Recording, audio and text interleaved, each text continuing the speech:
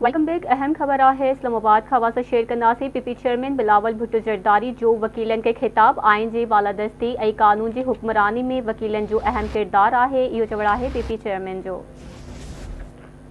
अदालतुनि मां इंसाफ़ घुर्जे त आइनी अदालतूं ठाहिणियूं पवंदियूं। आइनी अदालतुनि जो मैंडेट आइनी मामलनि जी तशरीह हूंदो आहे। बिलावल भुट्टो ज़रदारी चवण त पाकिस्तान जी आवाम के सियासत मां नुक़सान पहुतो आहे। ज़ुल्फ़कार अली भुट्टो जो अदालती क़त्ल थियो। मूंखे क़ाइदे आवाम के इंसाफ़ ॾियारण लाइ इंतज़ार करणो पियो।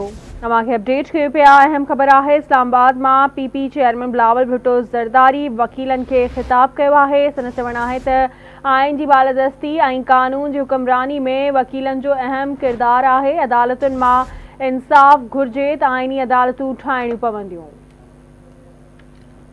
अवां अपडेट ॾेई रहिया आहियूं। आइनी अदालतुनि जो मैंडेट आइनी मामलनि जी तशरीह हूंदो। पाकिस्तान जी आवाम खे सियासत मां नुक़सान पहुतो आहे। ज़ुल्फ़कार अली भुट्टो जो अदालती क़त्ल थियो। मूंखे क़ाइदे आवाम खे इंसाफ़ ॾियारण लाइ इंतज़ार करणो पियो। इहो चवण आहे पीपी चेयरमैन जो। अहम ख़बर है इस्लामाबाद का पीपी चेयरमैन बिलावल भुट्टो जरदारी जो वकीलन के खिताब आइन जी बालादस्ती ऐं कानून की हुक्मरानी में वकीलन जो अहम किरदार है।